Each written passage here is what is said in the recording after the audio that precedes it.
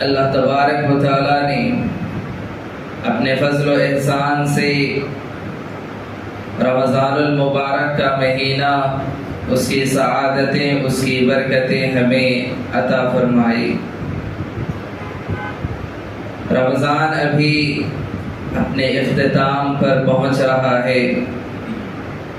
ایسے موقع پر آج میں آپ حضرات کے سامنے جس عنوان کے تحت کچھ باتیں رکھنا چاہتا ہوں وہ عنوان ہے رمضان کے بعد کی زندگی۔ محترم حاضرین، یقیناً رمضان المبارک کے اس مہینے میں ہم میں سے ہر ایک نے اپنی اپنی استطاعت کے مطابق، اپنی اپنی کوشش اور جد و جہد کے مطابق اللہ تبارک و تعالیٰ کی عبادت کی، اور ایسی عبادت کی کہ دیگر مہینوں میں ہم اتنی نیکیاں یا اسی طرح سے اس قدر نیکی کے کاموں میں ہم آگے نہیں بڑھتے جتنا ہم رمضان میں آگے رہے۔ اللہ ہماری عبادتوں کو شرف قبولیت سے نوازے۔ محترم حاضرین، لیکن سوال یہ پیدا ہوتا ہے کہ رمضان المبارک کے مہینے میں جو نیکیاں ہم نے کی ہیں وہ قبول کیسے ہوں گی؟ وہ قبول کیسے ہوں گی، اور ان نیکیوں کو مقبول کرانے کے لیے یا قبول کرانے کے لیے ہماری کیا کوشش ہونی چاہیے؟ اس سلسلے میں ہم یاد رکھیں صحابہ کرام رضی اللہ عنہم کے سلسلے میں یہ بات آتی ہے کہ رمضان المبارک کے آنے کے تقریباً 6 مہینے پہلے سے وہ رمضان المبارک کا انتظار کرتے تھے، اور اس طرح سے رمضان کے سلسلے میں یہ دعائیں کرتے تھے کہ پروردگارہ یہ رمضان اگر ہمیں نصیب ہو جائے تو ہم عبادتیں کریں گے۔ یہ کوشش ان کی ہوا کرتی تھی، 6 مہینے پہلے سے انتظار کرتے، اور جب رمضان آ جاتا تو خوب عبادتیں کر لیتے، بڑھ چڑھ کر ہر نیکی میں سبقت کر لیتے، حصہ لے لیتے، خوب عبادتیں کر لیتے۔ پھر جیسے ہی رمضان گزرتا تقریباً 6 مہینے تک یہ دعائیں کرتے رہتے کہ پروردگارا رمضان میں ہم نے جو عبادتیں کی تو اسے قبول فرما لے، تو اسے قبول فرما لے۔ یہ 6 مہینے تک صحابہ کی کوشش ہوتی تھی، دعائیں ہوتی تھی کہ پروردگارا جو عبادتیں ہم نے رمضان میں کی ہیں ان عبادتوں کو قبول فرما۔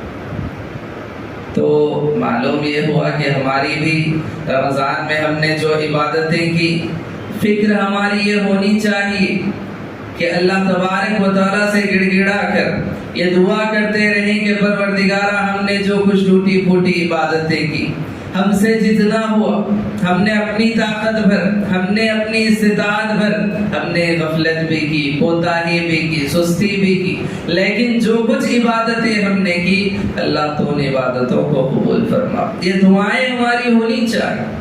پیغمبروں کی زندگی میں ہمیں یہ چیز ملتی ہے کہ پیغمبر نیکی کا کام کرنے کے بعد، کسی بڑے کام کو انجام دینے کے بعد اس کی قبولیت کی فکر کیا کرتے تھے، اس کی قبولیت کی فکر کرتے تھے کہ یہ چیز قبول ہوگی کہ نہیں ہوگی، اللہ سے دعا کرتے اللہ اس چیز کو قبول فرما۔ جیسے میں آپ کو بتاؤں کہ اس دنیا کے اندر اللہ تبارک و تعالیٰ کی عبادت کے لیے جو سب سے پہلا گھر بنا کعبۃ اللہ جسے ہم کہتے ہیں، جس کے دیدار کو ہماری آنکھیں ترستی ہیں، ہر مومن ہر مسلمان کے دل میں یہ خواہش ہوتی ہے کہ پروردگارہ اس گھر کا دیدار نصیب فرما، اس کا طواف نصیب فرما۔ یہ ہمارے دلوں میں خواہش ہوتی ہے، آرزویں تمنائیں ہوتی ہیں، اللہ ہم تمام کی خواہشات کو پورا فرمائے۔ لیکن یاد رکھیں اس گھر کی تعمیر کس نے کی؟ اللہ تبارک و تعالیٰ فرماتا ہے وَإِذْ يَرْفَعُ إِبْرَاهِيمُ الْقَوَاعِدَ مِنَ الْبَيْتِ وَإِسْمَاعِيلُ۔ کتنے پیارے انداز میں اللہ یاد دلاتا ہے، یاد کرو وَإِذْ يَرْفَعُ إِبْرَاهِيمُ الْقَوَاعِدَ مِنَ الْبَيْتِ وَإِسْمَاعِيلُ، جب اس گھر کی بنیادوں کو بلند کر رہے تھے ابراہیم اور اسماعیل۔ ابراہیم اور اسماعیل دونوں پیغمبر، یہ دونوں مل کے اللہ تبارک تبارک و تعالیٰ کے گھر کی تعمیر کر رہے ہیں، کعبۃ اللہ کی تعمیر کر رہے ہیں، اور اس کے بعد کیا کہتے ہیں؟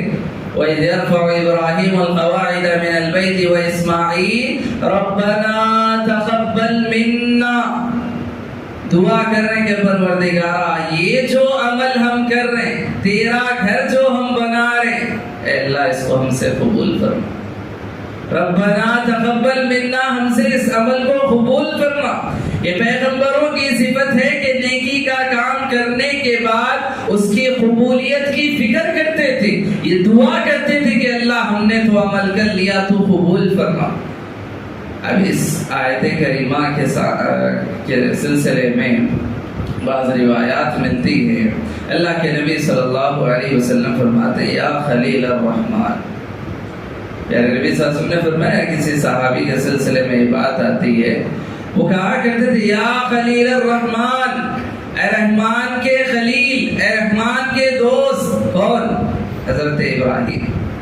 تبنی بیت الرحمن، آپ رحمان کے گھر کی تعمیر کر رہے ہیں، وتخشى اللہ يقبل من ذلك، اور ڈر رہے ہیں اس بات سے کہ یہ عمل قبول ہوگا کہ بھی نہیں ہوگا۔ اللہ اکبر، یہ فکر ہونی چاہیے اعمال۔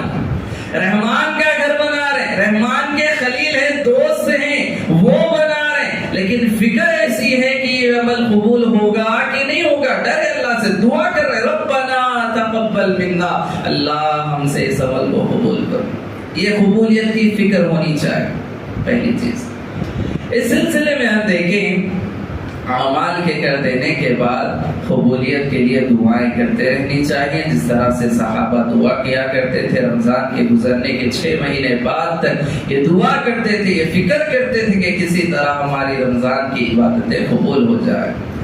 اب اس سلسلے میں ایک اور چیز جو رمضان کے بعد ہمیں کرنی ہے، پیارے نبی صلی اللہ علیہ وسلم نے احادیث میں جو بات بیان فرمائی ہے کہ رمضان کے گزرنے کے بعد شوال کا جو مہینہ ہو، شوال کے مہینے کی 6 روزے جو ہمیں بتائے گئے، ان روزوں کا ہمیں اہتمام کرنا ہے۔ رمضان کے بعد کی زندگی میں روزوں کے سلسلے میں ہمیں اس بات کی کوشش کرنی چاہیے کہ ان روزوں کا ہم اہتمام کریں۔ پیارے نبی صلی اللہ علیہ وسلم نے فضیلت یہ بتائی ہے کہ اگر کوئی انسان رمضان کے روزے رہتا ہے اور اس کے بعد شوال کے 6 روزے مزید رہتا ہے، پورے سال کے روزے رکھنے کا اجر و ثواب اس کو مل جاتا ہے، پورے سال کے۔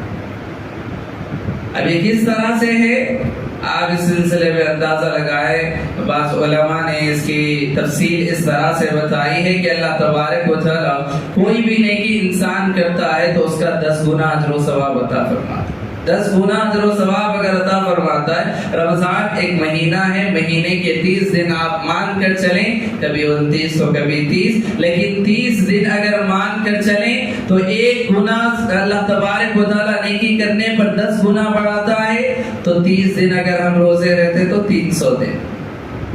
اور پھر بتایا کہ شوال کے 6 روزے اگر کوئی رہتا ہے، 10 گنا اگر اس کو آپ حساب کر لیں تو 60 دن، 360 دن، گویا کہ مکمل 1 سال کے روزے رہنے کا اجر و ثواب آپ کو ملے گا۔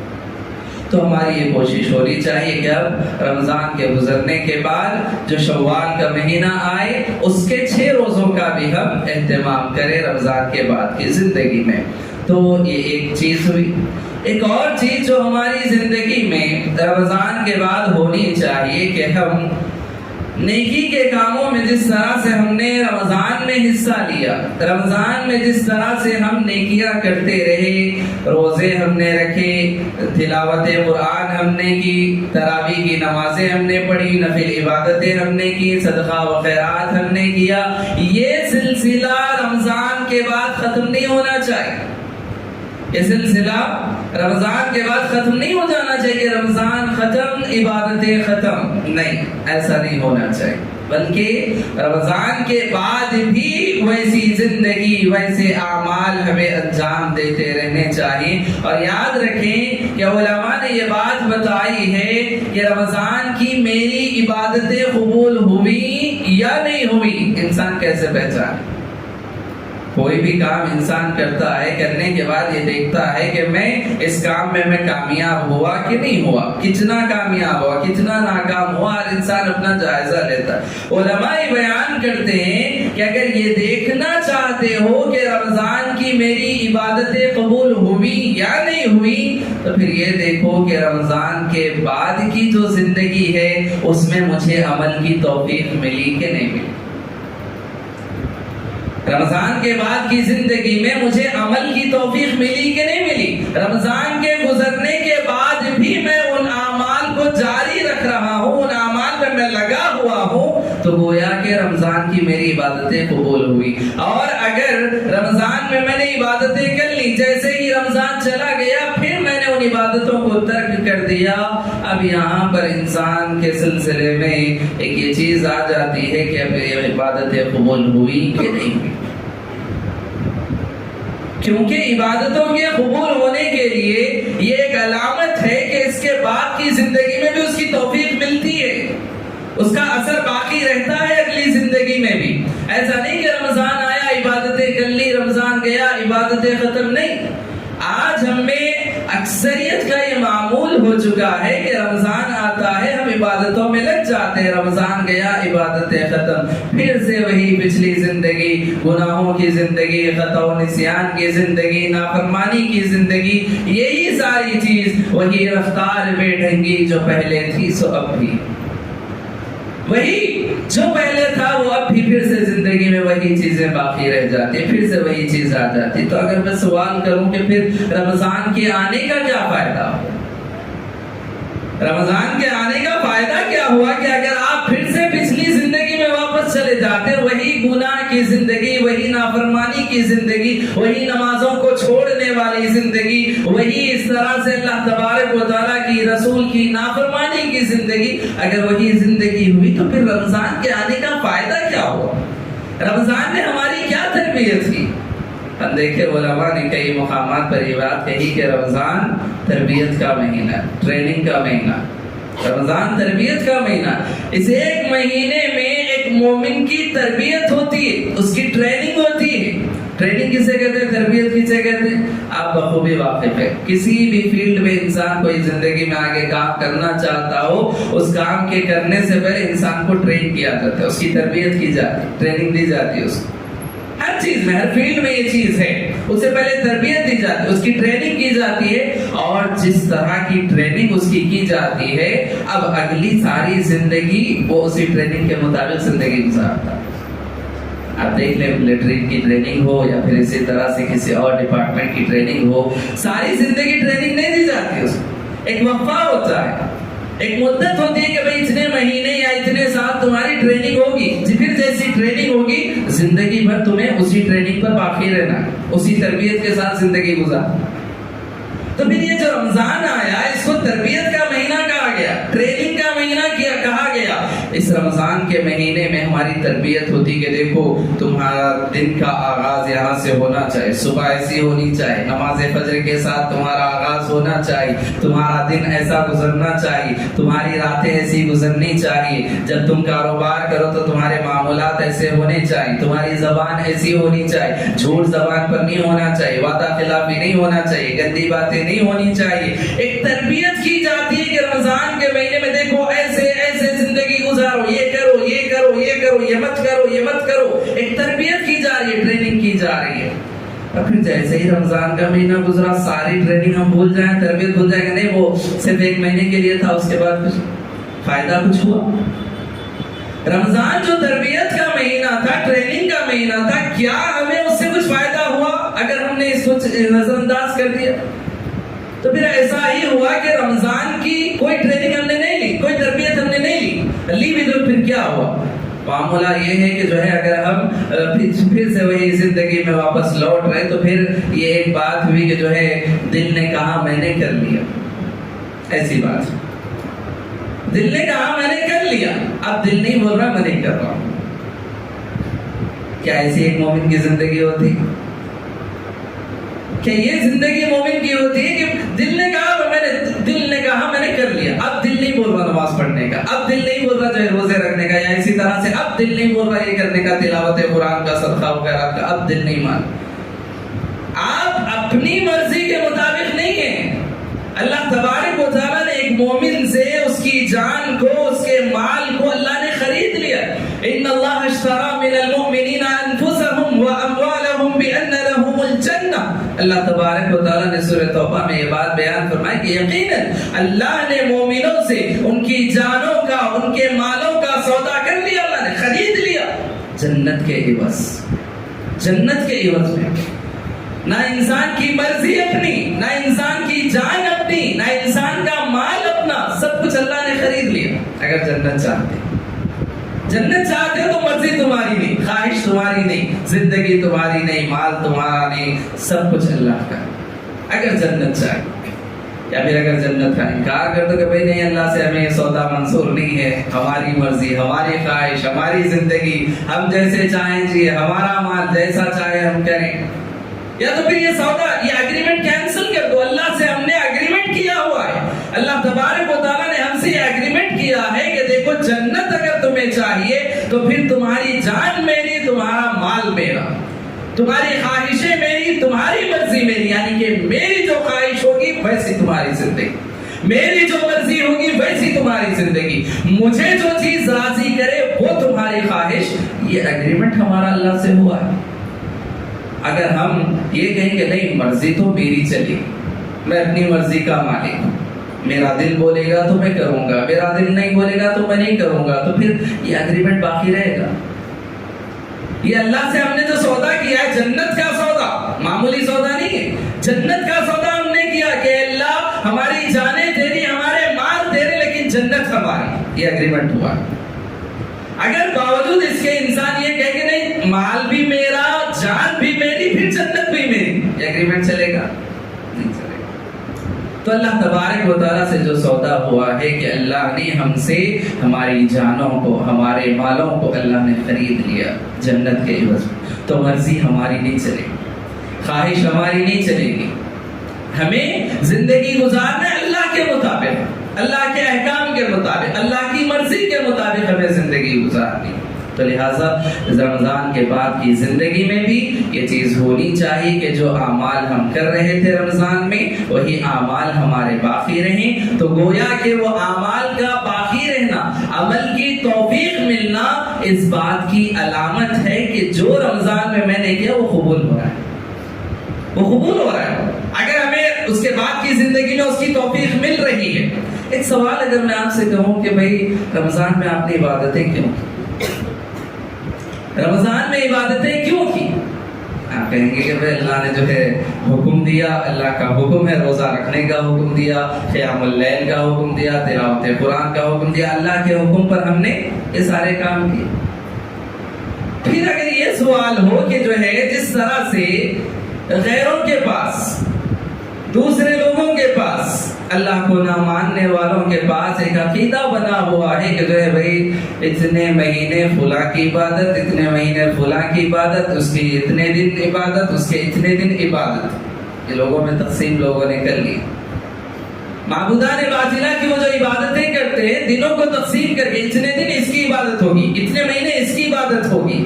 کیا ہمارے پاس ایسا کوئی تصور ہے؟ نعوذ باللہ.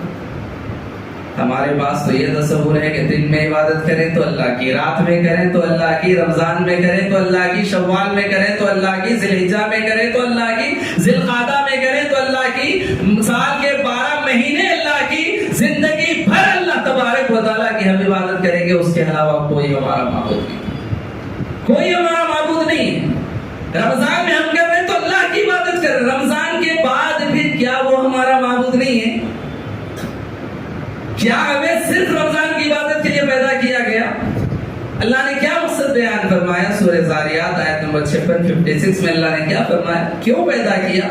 وَمَا خَلَقْتُ الْجِنَّ وَالْإِنسَ إِلَّا لِيَعْبُدُونِ.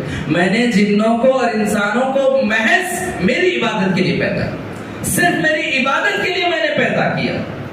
اب یہاں رمضان کا ذکر ہے کہ جو رمضان میں عبادت کے لیے پیدا کیا. ساری زندگی ایک مومن کی جو زندگی ہوگی وہ پیدا ہی اس لیے ہوا کہ وہ اللہ کی عبادت کرے. جب تک زندگی رہے، جب تک عبادت. کب تک کی رہے عبادت؟ صرف رمضان نہیں، اللہ تبارک و تعالیٰ نے فرمایا وَاعْبُدْ رَبَّكَ حَتَّى يَأْتِيَكَ الْيَقِينُ، اے نبی آپ اللہ کی عبادت کیجئے، اپنے رب کی عبادت کیجئے۔ کب تک؟ رمضان تک، رمضان کے 2 مہینے بعد تک، اسی طرح سے چاند رات تک، کب تک اللہ کی عبادت کرو؟ وَاعْبُدْ رَبَّكَ حَتَّى يَأْتِيَكَ الْيَقِينُ، جب تک موت نہیں آتی تب تک عبادت، موت کے آنے تک عبادت کرنا ہے، وہی ہمارا رب ہے، وہی معبود ہے۔ رمضان میں بھی وہی ہے، رمضان کے بعد بھی وہی ہے، رمضان سے پہلے بھی وہی تھا، رمضان کے بعد بھی وہی ہے، وہی ہمارا معبود، اسی کی عبادت کرنا۔ کب تک کرنا ہے؟ موت نہیں جب تک آتی، جب تک کرتے رہنا عبادت۔ رمضان آیا عبادت کر لی، رمضان چلا گیا عبادت چھوڑ دی، نہیں، موت کے آنے تک عبادت کرنا۔ جب تک موت نہیں آ جاتی اور ہمارے جسموں سے ہماری روح جدا نہیں ہو جاتی، جب تک ہم اس قابل ہیں کہ ہم عبادت کر سکتے ہیں، ہمارے جسموں میں جان جب تک باقی ہے، جب تک ہمیں عبادت کرنا ہے، جب تک عبادت کرنا ہے۔ وَاعْبُدْ رَبَّكَ حَتَّى يَأْتِيَكَ الْيَقِينُ۔ اور اللہ تبارک و تعالیٰ نے جو ہر جمعہ کے موقع پر خطیب ایک آیت پڑھتے ہیں، اللہ تبارک و تعالیٰ فرماتا ہے یا ایھا الذین آمنوا اتقوا اللہ حق تقاتہ، اے ایمان والو اللہ سے ڈرو جیسا کہ ڈرنے کا حق ہے، حق تقاتہ ولا تموتن، اور تمہیں موت نہ آئے الا وانتم مسلمون، مگر اس حال میں کہ تم مسلمان، تمہیں موت نہ آئے مگر اس حال میں کہ تم مسلمان ہو۔ تو اس اعتبار سے ہمیں جو چیز بتائی گئی کہ صرف رمضان کی عبادت نہیں ہے، زندگی بھر عبادت ہے، جب تک موت نہیں آتی جب تک عبادت کرتے رہنا ہے، اور موت آئے تو اس حال میں آئے کہ میں مسلمان ہوں، میں نے وقت کی نماز ادا کر لی، اس حال میں میری موت۔ یہ ہماری کوشش ہونی چاہیے۔ اور یہ بات یاد رکھیے، آج معاملہ یہ ہوتا ہے، شکوہ ہوتا ہے، شکایت یا اسی طرح سے بہانے ہوتے ہیں کہ رمضان میں ایک ماحول ہوتا ہے، ماحول میں سب کے ساتھ ہم عبادت کر لیتے ہیں، ماحول یعنی کہ سب کر رہے ہیں ہم بھی کر رہے ہیں۔ اب یہ آپ سے میں اگر سوال کروں کہ جو ہے جہاں ہم کاروبار کرتے ہیں، مسجد سے ہٹ کر بھی ہم باہر نکلتے ہیں، کبھی کاروبار کے سلسلے میں، کہیں کسی کام کے سلسلے میں، کہیں شاپنگ کے سلسلے میں، کہیں بھی ہمارا آنا جانا ہوتا ہے، تو کیا جب ہم جائیں تو جانے کے بعد کوئی سامنے والا جو ہے یہ دیکھتا ہے کہ بڑی دھوپ میں آئے ہیں، بڑی گرمی کی شدت ہے، لیجئے ایک گلاس پانی پی لیجئے، جوس منگوائے گا اور کہے گا کہ بھئی جوس پیجئے، آپ کیا کہیں گے؟ میں نہیں پی سکتا، میں روزے سے۔ وہاں 10 آدمی بیٹھے ہوں، 100 آدمی بیٹھے ہوں، سارے کے سارے پی رہے ہوں، تب بھی آپ یہ کہیں گے کہ نہیں میں روزے سے میں نہیں پی سکتا۔ آپ بچ رہے ہیں اس چیز سے۔ اب آپ وہاں پر ماحول نہیں دیکھتے کہ جو ہے یہاں تو سب پی رہے، چلو میں بھی پی لوں گا، نہیں، آپ بچیں گے وہاں پر، آپ کہیں گے کہ نہیں میں روزے سے ہوں، میں روزے کی حالت میں ہوں، میں نہیں پی سکتا۔ تو قرآن کریم میں اللہ تبارک و تعالیٰ نے روزوں کا جو مقصد بیان فرمایا کہ روزے آئے کس لیے، یا ایھا الذین آمنوا کتب علیکم الصیام کما کتب علی الذین من قبلکم لعلکم تتقون، اے ایمان والو تم پر روزے فرض کیے گئے جیسا کہ تم سے پہلی امتوں پر فرض کیے گئے تھے۔ مقصد کیا ہے؟ لعلکم تتقون، تاکہ تم متقی بن جاؤ، تم پرہیزگار بن جاؤ، تم بچنے والے بن جاؤ، تم ڈرنے والے بن جاؤ، تم پرہیز کرنے والے بن جاؤ۔ یہ مقصد بتایا گیا۔ یہ مقصد ہمیں کتنا حاصل، رمضان میں تو ہم بچ رہے ہیں، حلال چیزوں سے بھی بچ رہے ہیں، یہ حلال ہے باوجود اس کے ہم بچ رہے ہیں کہ نہیں روزہ ہے، اللہ کی جانب سے حکم ملا ہے، نہیں کھانا ہے، نہیں پینا ہے۔ پھر ہم دیگر مقامات پر کیوں عاجز آ جاتے ہیں، کیوں یہ نہیں سمجھتے کہ نہیں یہ کام نہیں کرنا زندگی بھر۔ یہ یاد رکھیں کہ روزہ جو ہم رہتے ہیں صرف یہ روزہ نہیں ہے، ہماری ساری زندگی روزہ ہے، ہماری ساری زندگی روزہ ہے۔ ہمیں اپنی ساری زندگی میں ہر اس عمل کو انجام دینا ہے جس کا اللہ نے حکم دیا، ہر اس عمل سے بچ جانا ہے، برائی سے بچ جانا ہے جس سے اللہ نے منع کیا۔ میری زندگی روزہ ہے، میں جھوٹ نہیں بولوں گا، میں روزے سے ہوں، میں خیانت نہیں کروں گا، میں روزے سے ہوں، میرے کاروبار میں دغابازی نہیں کروں گا، میں روزے سے ہوں، میں اللہ کے حکم کی نافرمانی نہیں کروں گا، میں روزے سے ہوں، میں رسول کی نافرمانی نہیں کروں گا، میں روزے سے ہوں۔ ہر وہ عمل جو آپ کو کرنا ہے آپ یہ سمجھ کر زندگی گزاریں کہ میری زندگی جو ہے وہ روزہ ہے، میری زندگی روزہ ہے، روزے میں جس طرح سے میں چیزوں سے بچتا ہوں، گناہوں سے بچتا ہوں، خیانت سے بچتا ہوں، ہر وہ عمل جو اللہ کو ناراض کرنے والا اس سے بچتا ہوں، میں اپنی ساری زندگی ویسی ہی گزاروں گا۔ میری ساری زندگی روزہ ہے، ہر وہ عمل جو اللہ کو ناراض کرے میں اس سے بچنے والا ہوں۔ لعلکم تتقون، اللہ نے کہا تاکہ تم متقی بن جاؤ، متقی پرہیزگار بن جاؤ۔ ایک آخری بات بتا کر میں اپنی بات کو ختم کروں گا۔ رمضان آیا، یقیناً اس کی برکتیں، اس کی سعادتیں ہمیں نصیب ہوئی، لیکن یاد رکھیں رمضان کو اپنے لیے انقلابی رمضان بنائیں، اپنی زندگی کو بدلنے والا رمضان بنائیں۔ کتنے احباب ہمارے ایسے، بڑا افسوس ہوتا ہے کہ سالہ سال گزر رہے، ایک رمضان کے بعد دوسرا رمضان، دوسرے کے بعد تیسرا، دسیوں رمضان گزر جا رہے، لیکن زندگی میں کوئی بدلاؤ نہیں آیا، زندگی میں کوئی بدلاؤ نہیں آیا۔ 10 سال پہلے اگر یہ کہتے تھے کہ مولانا ہمیں قرآن پڑھنا نہیں آتا، آج بھی زبانوں سے یہی نکلتا ہے کہ گل صاحب قرآن پڑھنا نہیں آتا۔ رمضان نے کیا فائدہ دیا؟ رمضان آیا یہ بتانے کے لیے، دیکھو کہ رمضان یہی وہ مہینہ ہے جس میں قرآن نازل ہوا۔ کیا کتنے رمضان چاہیے آپ کو قرآن سیکھنے؟ کب تک یہ بہانہ چلے گا؟ ایک اور بات میں آپ سے کہوں کہ جو ہے اپنے معمول کو یا اسی طرح سے اپنی حالت کو ہم بدلنا نہیں چاہتے، نہ اندرونی حالت کو، نہ اوپری ظاہری حالت کو۔ ظاہری حالت کی اگر ہم بات کریں، کتنے ہم میں سے ایسے ہیں کہ جو ہے داڑھیاں شیو کر رہے ہیں، کوئی جو ہے اس کو شیپ بنا رہا ہے، کوئی شیپ کر رہا ہے۔ کتنے مرتبہ آپ کے سامنے یہ بات آئی کہ یہ رسول کی کھلی نافرمانی ہے، کھلی نافرمانی ہے، اتنی بڑی نافرمانی ہے، نبی نے ان چہروں کو دیکھنا گوارا نہ کیا۔ اللہ کے نبی نے اپنے چہرے کو پھیر لیا ان سے، نہیں مجھے گوارا نہیں ایسے چہروں کو دیکھنا۔ کتنے رمضان چاہیے ہمیں سدھرنے کے؟ کب تک ہماری یہی زندگی رہے گی؟ کب تک یہی معمول رہے گا کہ اللہ کا خوف نہیں، کہ اللہ سے ڈر نہیں لگتا؟ استغفر اللہ، میں آپ کو کہوں گا کہ کتنے ہمارے احباب نے، ساتھیوں نے، دوست احباب نے جو ہے اس طرح رمضان کا آغاز کیا، اس طرح رمضان کا استقبال کیا کہ پوری طرح سے اپنی داڑھیوں کو شیپ کر۔ یہ رمضان کا استقبال، اور مجھے یقین ہے، میں دعوے کے ساتھ کہہ رہا ہوں کہ جو ہے اب رمضان کا جو اختتام ہوگا، جو عید منائی جانے والی ہے، اس دن بھی وہی چہرے ان کے ہوں۔ یہ کب تک ہے؟ کیا بدلنا نہیں ہے؟ اللہ کے سامنے کھڑے ہونا نہیں ہے؟ اپنے آپ کو کیا بدلنا نہیں ہے؟ ہم نے ٹھان لیا کہ نہیں، ہم تو اپنی مرضی کی زندگی گزاریں گے، رب کا حکم جو بھی ہو، نبی کا فرمان جو بھی ہو، میں تو اپنی کروں گا۔ کیا یہی بات نہیں؟ آپ زبان سے نہ کہیں، لیکن آپ کا عمل بتا رہا ہے، آپ کا عمل بتا رہا ہے کہ نہیں، میں تو اپنی مرضی کی زندگی گزاروں گا، اپنے دل کی کروں گا، میں جیسا چاہتا ہوں کروں گا۔ چاہیے ایک مومن کی شان، یہ ایک مومن کی شان ہے۔ آپ بتائیں، دل چاہتا ہے تو کروں گا، نہیں تو نہیں کروں گا، دل کہتا ہے تو نماز پڑھوں گا، نہیں تو نہیں پڑھوں گا۔ اب آج ہم نے فجر کی نماز پڑھی، مسجد کا کیا حال تھا؟ کل آپ دیکھ لیں فجر کی نماز کا کیا حال ہے۔ کیوں؟ مرضی کی زندگی میں میرا دل کہتا ہے میں پڑھوں گا، نہیں کہتا نہیں پڑھوں گا، اپنی مرضی کی زندگی میں گزار۔ یہ رب کی مرضی ہے، یہ رب کی اطاعت و فرمانبرداری ہے۔ یہ فائدہ ہم کو رمضان نے دیا، یہ ہماری تربیت ہوئی رمضان میں، یہ ٹریننگ ہوئی ہماری رمضان میں۔ یہ جیسے رمضان کا دوسرا دن، عید کا دن، جس دن اللہ اکبر، ہم غور کریں کہ جو ہے دن میں ہم 5 وقت کی نماز پڑھتے ہیں، دن میں ہم 5 وقت کی نماز پڑھتے ہیں، لیکن عید کے دن کتنی وقت کی نمازیں پڑھتے ہیں؟ عید کے دن ایک اور نماز کا اضافہ کیا گیا کہ دیکھو خوش ہو تو اللہ کی عبادت کرو، ایک اور نماز پڑھو، نفل عبادت 2 رکعت نفل پڑھ کر اپنی عید کا آغاز کرو، ایک اور نماز کا اضافہ کیا گیا۔